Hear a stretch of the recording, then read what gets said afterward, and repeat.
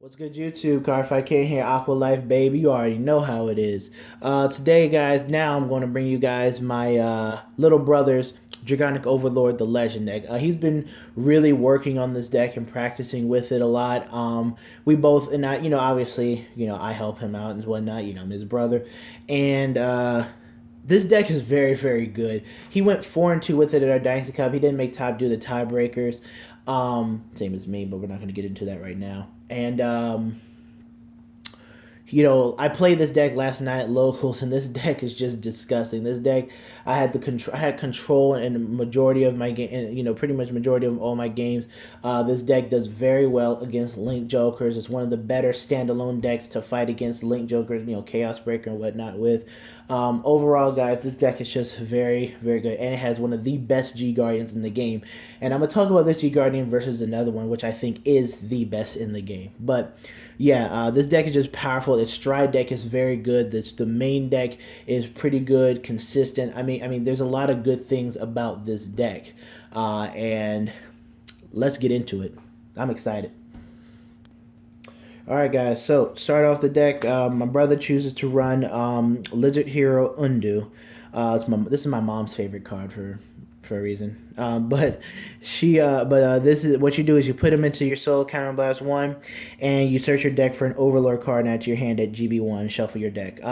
He searches out an Overlord. This guy actually makes some really clutch plays. Being able to you stride. You don't have an Overlord in your hand. You can put him into the soul, search an Overlord out, call Overlord to the board, then call Burnout over that Overlord, then send it to the bottom of the deck, Soul Blast 1, and pop a card on your opponent's board. I mean, this guy definitely enables combos. Also, there was a play I did where I used his ability to search out an Overlord so that I could be able to use the Ace's ability. Just this guy is just very, very, very good. Running obviously 4 Mother Orb. Another one of my mom's cards. We call her Mother Orb. She likes this card too. My mom is a big fan of dragons, so this is probably her. This is the, if she were to play Vanguard, she said this is the deck that she would play. She has mommy orbs and undo and whatnot. So yeah. But Mother Orb Dragon, it's searchable with the Legend. There are times where I did search this card out as a technical choice to put so that I could have Denial Griffin and Defeat Flare live. So this is very important that in this deck you put your triggers and things that you play in this deck are Flame Dragon so that you can search them out. Then we play 4 copies of the Spirit Burn Dragon, another Flame Dragon crit trigger. This is my brother's favorite crit trigger. Well, favorite looking crit trigger anyways.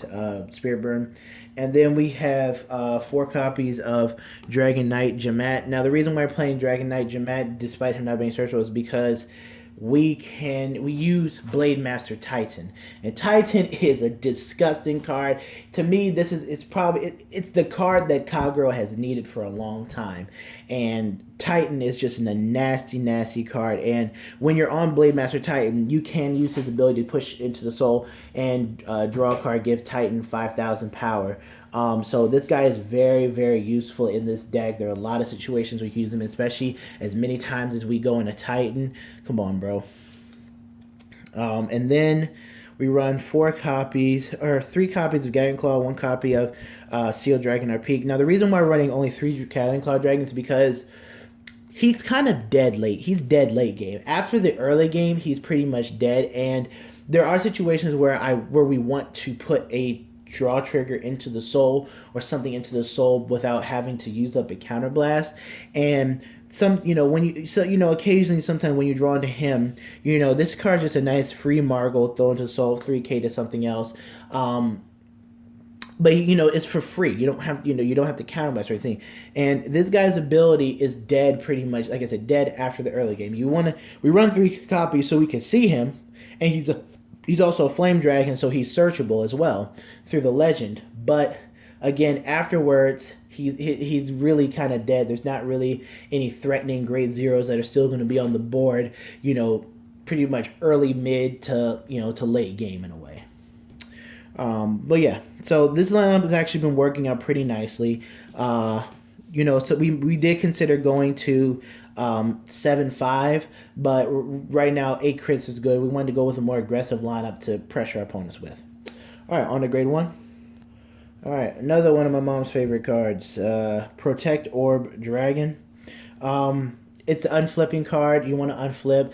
The more unflips you have, the more damage. The more combos you can extend. So, really good. We play 4 copies of the Stride Enabler. This is a Stride deck, so we want to be able to Stride. 4 copies of Lizard General Conroe. Conroe is a nasty card in this deck. So his ability is when you call him to the board, you reveal a grade 3 card from your hand, and you search your deck for up to 1 grade 3 card with Overlord in its card name add to your hand, and then you discard a card from your hand. So he's literally a stride enabler in a way, half of one, but he doesn't enable stride. So his other ability is you retire him off the board, and whenever your Overlord Vanguard attacks, you get to unflip 2 damage. Sorry, I was kind of choking on this water I was trying to drink. But yeah, really, really good card, guys. He enables you, on the ace turns, you unflip 2 damage. If you're using the legend ability, you unflip 4 damage. I mean, he unflips a lot of damage. This guy helps extend combos, is what I'm trying to say. Okay, good. Yeah, there we go. Losing my train of thought. I'm kind of tired. All right, and then my brother chose to run Dragon Knight Nadell. You guys may have seen him in our Blade, his Blade Master deck. So what Nadell does is he has the Blaze ability. So he puts your Vanguard in Blaze if you have more rear guards when you attack. And then when your opponent's rear guard is put into the drop zone due to the effect of a card, if you have a Vanguard with Blade Master in its card name, until the end of turn, this unit gets 4,000 power, and you can countercharge 1. The reason why we play this guy, or he chose to play this guy, is because we have Blade Master Titan. Again, we go into Blade Master Titan so often that this card is generally just live throughout the deck, and he pretty much gives you back the counter blast that you would use for Titan. He works in conjunction with Nahalem. He works with this other card he's playing in the deck. He wanted to combine something from Blade Master into this deck because he felt like it worked, and it does really work. Again, as much as we go into Blade Master Titan, this card is generally live for a really good portion of the game. All right, on to grade 2. All right, guys. So for grade 2, 4 copies of Dragon Knight Nahalem. And then he's a nasty card too, guys. Whenever your Overlord, your grade 4 Overlord, when you have an Overlord Vanguard, he's 2K, but when your grade 4 Overlord attacks, he gets 5,000 power. So that means that on the restand plays with the Ace or with the Legends ability or with the Great, he's going to be at 20. He's going to be at a base of 21K. Just a really, really good card, guys. Very good card. He's definitely a 4 of. No questions. 3 copies of Draconic Burnout. Now, the reason why we're not playing 4 copies of Draconic Burnout is because we did cut space for other grade 2 cards we want to run, but also because this deck does go through its soul quite a bit, and sometimes Burnout conflicts with kind of conflicted with the Legend in a way, but 3 burnouts working just perfectly fine. If we were playing lacrosse, then we would be playing 4 burnouts. But in this deck, 3 burnouts is just fine. You see him often enough. You see him often enough to use him. He's overall just a really good card. Now, I am considering testing out another 4 copies of Burnout in this deck. Just going back to 4 burnouts to seeing how that does, in conjunction with being able to get more Overlords into a drop zone. But another thing that this card does conflict with is Defeat Flare, because Defeat Flare, you have to send 2 Overlords from your drop zone to the bottom of the deck in order to use Defeat Flare's ability. And this card does conflict with Defeat Flare. And I know that a lot of people who play 2 copies of Defeat Flare generally only use 1 during the matchup or don't use any, especially depending on how aggressive they use or how often they use Draconic Burnout. So Defeat Flare and Burnout do not really get along with each other well unless you are, consistently dropping your legends and your greats and stuff to the drop zone and keeping them there. So yeah, there's that for that card.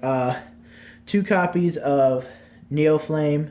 Again, another solid early game card. You get him to the board, you hit a card, you kill a card in the same column as he is, and you can counterblast one and blow up the card behind it or in front of it, wherever the case may be.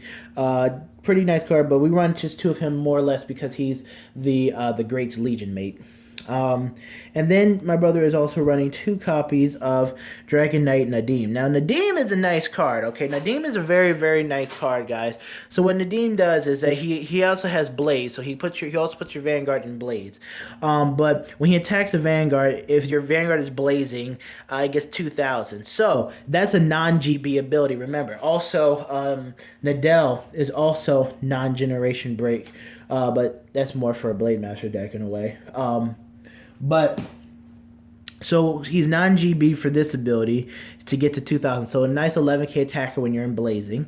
And then his GB ability is on the rearguard circle is that when he hits, you get to unflip a damage. So he provides some nice on-hit pressure as an 11k attacker. Very solid option. I know some people play Burning Horn in this slot because it's searchable by the legend and it's 12k attacker. But we feel that we should generally be blazing a majority of the time, and his 11k and on-hit unflip is very valuable to this deck.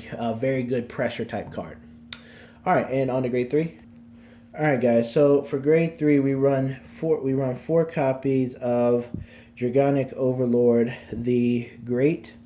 Reason why we run the Great is because, one, it's a Legion card that Legion's has a really good Legion mate that we play in the deck, but 2, because I think it's the best backup to the Legend right now. His ability, when you attack, you pretty much can attack an opponent's rear guard. At the end of the battle, you counterblast 1, drop 2 cards, and restand him. And then you can attack an opponent's Vanguard again when you're in Legion. Is just very good. And then you can kill a Neoflame or another copy of him. When he hits a unit, and you can choose one of your opponent's rear guards and retire it. So he does have ability to retire rear guard, in addition to being able to restand. And again, with these restand abilities like the Legend, and I'll show you the Legend as well right here. With the Legend and the Great, when they attack an opponent's rear guard you want to think of these cards as digging through your deck, because yes, attacking a rear guard is not going to do anything. Your opponent's not going to waste any shielding on that. Unless they want to, you're not going to waste any shielding on that. Then when you attack the Vanguard, then they're going to, start throwing their shields down. But I want you to think of it as digging through your deck for what you need. So he checks 2, drops 2, and then restands and checks 2. This guy, his GB2 is you pitch a grade 3 or greater Flame Dragon from your hand, and he becomes a strike card. 15. He gets 1,500, so 26, and he also gets a grade +1 and a drive +1, so he becomes a grade 4. He literally becomes a strike card. And then his ability is when you attack an opponent's rear guard at the end of the battle, you discard 3 and you restand him. Again, like I said, you're digging through your deck. I used this ability last night. I didn't have any perfect guards in my hand. I was in a situation where I really needed to dig for some heal triggers. So I ditched a grade 3, used his ability, attacking an opponent's rear guard, checked 3, discard 3, checked another 3. I got the heal trigger, and I got the perfect guard off the first check, of the first 3 checks, and I got the heal trigger on the second check. Again, this, I want you to think of this ability as just digging through your deck for what you need. When you need a certain card, when you need to hit a heal, when you need to get a perfect guard in your hand, something that you need, I want you to use this ability as a digging method. And then his other ability is on Ride. Search, you counterblast 1, soul blast 1, search your top 5 for a Flame Dragon, add to your hand, shuffle your deck. A lot of these cards in this deck are searchable. He searches himself, searches the Great, searches Neoflame, searches the Perfect Guard, searches, the Perfect Guard is searchable, searches the draw trigger that you want to use, or searches a heal trigger if you can. Just an overall really good card. All right, and on to the Stride deck. All right, Stride deck time, baby. Stride deck time. So, starting off with, we'll start with Seabreeze.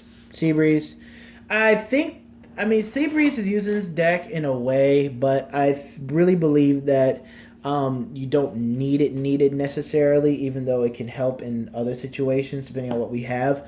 But he just runs Seabreeze, really to put himself at GB1 to punish people, and then he can go. Actually, then you can go into Titan as your Titan. Your next turn, go into the Ace, go into Novell, depending on where your opponent's damage is at. So he does really help in that regard. Plus, again, we have Conro who unflips. We have Nadim who unflips damage. We have Protect Orb. So Seabreeze can be useful in this deck. Otherwise, he's just a flip target for a Titan. So for G Guardians, guys, we play one copy of Screw. Now he also once playing an Assal Orb Dragon, which is if your opponent has 4 or less rear guards, he gains 5,000 shield, which is pretty nice. But we figured that Screw would be a lot better in this deck for the fact that you get to get an extra 10,000 shield and you discard a card, and discarding cards is really good. Discard an Overlord to the drop zone, set up for Defeat Flare. Overall, just a pretty nice, very, very nice G Guardian. I think this G Guardian works out really well in this deck, especially with all the Overlords you get to your hand. One copy of Defeat Flare. Defeat Flare is a very nice card when you can get him off, but he's not a card that gets to go off, really that often, and your opponent can play around it to an extent, because his ability is when your opponent's Vanguard attacks your Overlord Vanguard. So they can hit you with rear guards and Defeat Flare won't go live. He only goes live if your opponent swings to their Vanguard, at your Vanguard. But when they swing at your Overlord Vanguard with their Vanguard, you can counterblast 1. You choose 2 grade 3 grade 3 grade flame dragons from your drop zone, and you put them at the bottom of your deck in any order, and then you get to destroy your opponent's entire back row. This card does not target, so any resist units in the back row get wiped out. This guy is a very good card, and when you wipe out their back row when they're boosting, that means that then they are they lose the boost. They lose the boost, so you reduce the power. Very good card, guys. Very, very good card. But again, his condition is not easy to get off, especially with you using burnout and things like that. So we only find usage for him, once in a game, really. Just once in a game, maybe even no times. A lot of times you don't even need to use him in a game. So he might become a flip target for Titan. Who knows? So yeah. And then one of the best G Guardians in the game, Denial Griffin. I hate fighting against this card. I hate it. Because when your opponent's when you guard with this, you choose your opponent's attacking rear guard. Not Vanguard, attacking rear guard, you counterblast 1 and you retire it. So even if my Tidal Assault is 10 billion and attacking the Vanguard with 20 crit, he just has to throw down a Denial Griffin and be like, okay, retire that. He's gone. Some people say, I remember I got into an argument with somebody that said Skyros helps with that. No, Skyros doesn't help against that, because when you stride on top of Skyros, you lose the resistibility to the front row. But I'm not talking about Aquaforce now. I'm talking about this. I hate fighting against this card. Whenever you see your opponent playing Overlord or any Kagro deck, and they check a heal trigger, or that they have a heal trigger in their hand, just be mindful that Denial Griffin is live, and your opponent, you can bait out the Denial Griffin, sure, bait it out, but just know that it is live and it is ready to go. So be wary of this card. Very good card. Now, the best G Guardian to me in the game is the Rescue G Guardian from Angel Feathers, because that card is just beyond busted, for whatever reason. So yeah, I'm not going to get into it right now, but yeah, that card, Uluru is good because it puts cards back, but the Rescue G Guardian, just don't get me started on that one. Alright, but yeah, Denial Griffin. I hate fighting against this card, love using it. Okay, next 2 cards. One Vortex, what's his name? Desire. Because he's just an easy free unflip, and if he hits, you get to retire 2 because you have 2 flame dragons, your heart and him. So very good card just to unflip, get yourself to GB2, get a Titan face up, and you're good to go, something like that. I like this card. I thought even though it's an odd hit, it's better than Mahmood. And then we play one copy of Mustafa. Now, the reason why we play Mustafa is because there are some times where we need to just really kill a card off the field, and sometimes we don't have the cards like burnout in hand that get the job done, or Neo Flame in a way. So what he does is you just his active abilities. You just counterblast one, flip any card in the G zone, and you pick a card and retire it. So, and if you have another one of him face up, you get the unflip ability. But don't even worry about that. Pretty much, for his purpose in the deck, is just to unflip a card, kill a card on the board, and get the ball rolling. So these two are really just two options you can go into depending where you are in the game. I mean, really, after you use one of these, you're going to be going into this next card here and really wrecking face. Blade Master Titan. This card is beyond disgusting. This is the card I think Kagero has needed for a long time. What he does is at GB2, you counterblast one, you choose a card, you choose any card in your G zone, flip it face up, and you for each copy of Blade Master Titan face up in your G zone, you kill off one of your opponent's rear guards, and he also gains an extra critical. Even if you flip something else and you don't have anything to kill off, he still gets an extra critical. Just by being a GB2. This guy is just so nasty.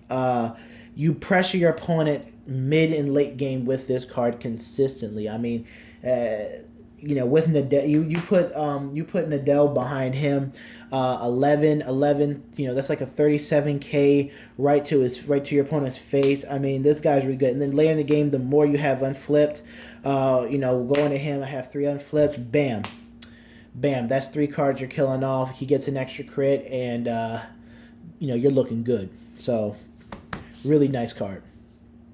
Very, very good card. All right, and the rest of the Stride deck, guys. 2 copies of Novell. Your opponent counterblast one, flip a copy of himself. Your opponent cannot use grade 1s to guard him. And if they take a he negates any 6 damage trigger effects. So if your opponent no guards at 5 damage, you win. If your opponent if your opponent no guards at 4 and you hit a crit, they don't damage a heal trigger and it goes off at 5, you win. Pretty much. It's how old Novell was, is how he is now. So just a good card finish it off. And then 2 copies of Draconic Overlord, the Ace. Reason why we don't go into the Ace twice is because we prefer just to go into Blade Master Titan more often. You're going to be going to Blade Master Titan more often. This guy, you counterblast 2, and then at the end of the battle, he loses a drive check. At the end of the battle, you discard Overlord and another card, and then you restand him. But I find that you only use him generally once in the game as a finisher in a way, or just to pressure your opponent when they're at high damage, pressure their hand. So I am going to try to find more ways to increase so that we can increase him to 4. But so far, right now, the Stride deck is very, very solid. I definitely recommend you try this Stride deck. I think it's a very solid Stride deck right now, and it's just been working like a charm, in a way. So yeah, I would definitely give it a try. The Ace is a very good card, guys. Just, pressuring your opponent there. Novell, between Ace and Novell, these are kind of like your 2 finishers in a way. Titan is your finisher, is your mid game.